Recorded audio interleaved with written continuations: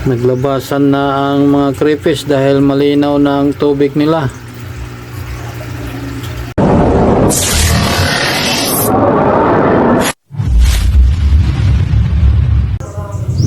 Magandang umaga mga ka-farmers.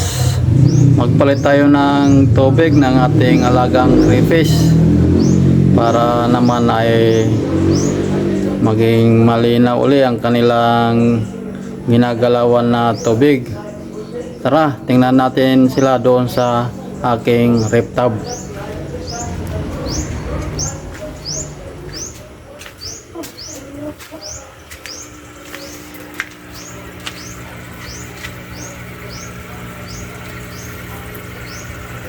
So ayan mga ka-farmer, malinaw pa siya pero marami na siyang dumi. Ayan.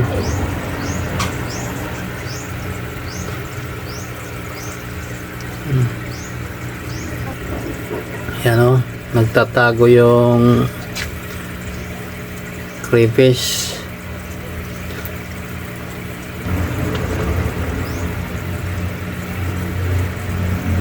So wag na nating patagalin mga ka-farmers, gawin na natin para madali tayong matatapos. Bago pala natin ilipat ang mga crayfish, ay kailangan muna natin ng mga lalagyan nila para safety nila. Tara na, kumuha tayo ng lalagyan nila.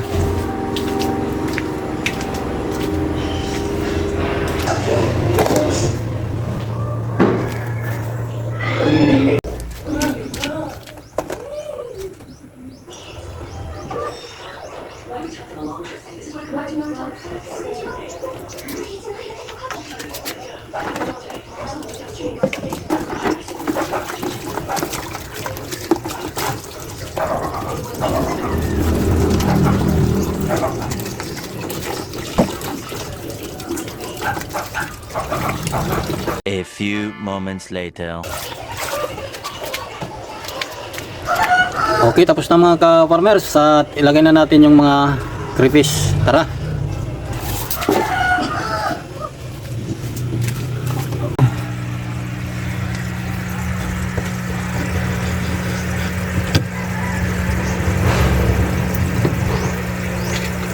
Tubig.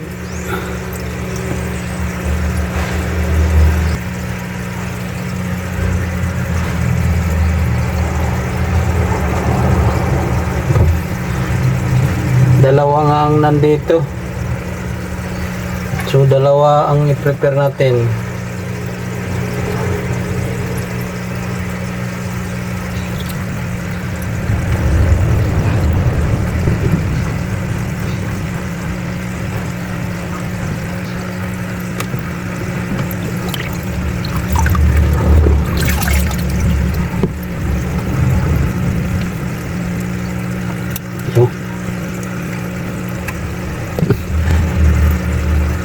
Nangangagat na.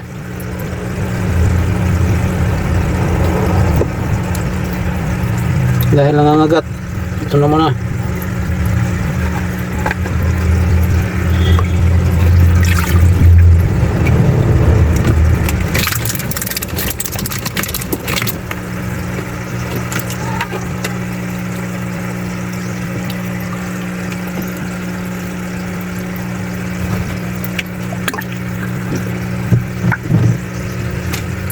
Takpan muna natin ito.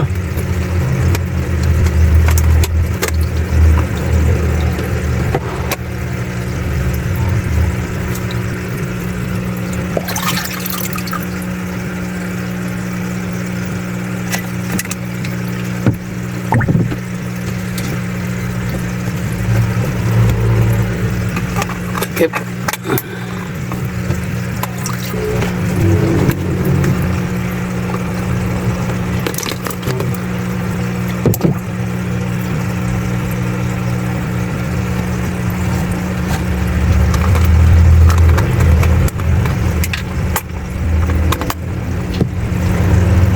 A few moments later. Andito na pala yung crayfish, isinipti muna natin ha. Yan o.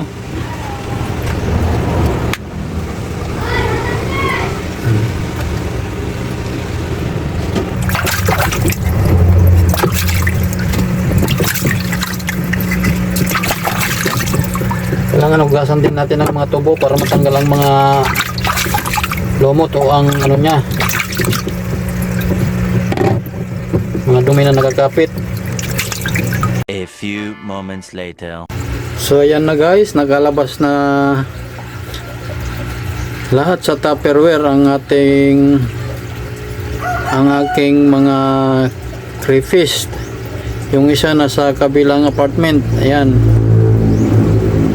Pati yung mga isda inilabas ko na rin, ayan. Andun din sa kabilang apartment, nagumpukan. Yun sila.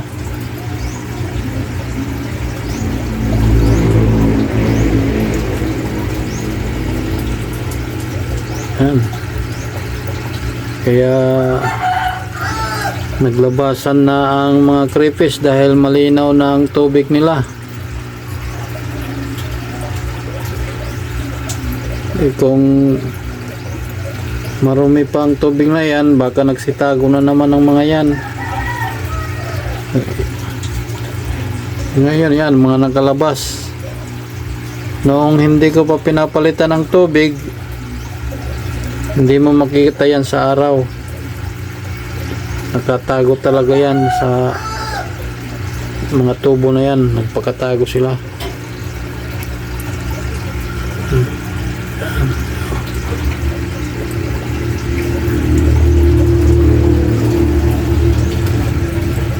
Hanggang dito na lang muna mga ka-farmers. At kita-kita na lang tayo ulit sa susunod ko pang mga video. Maraming salamat sa inyong panonood.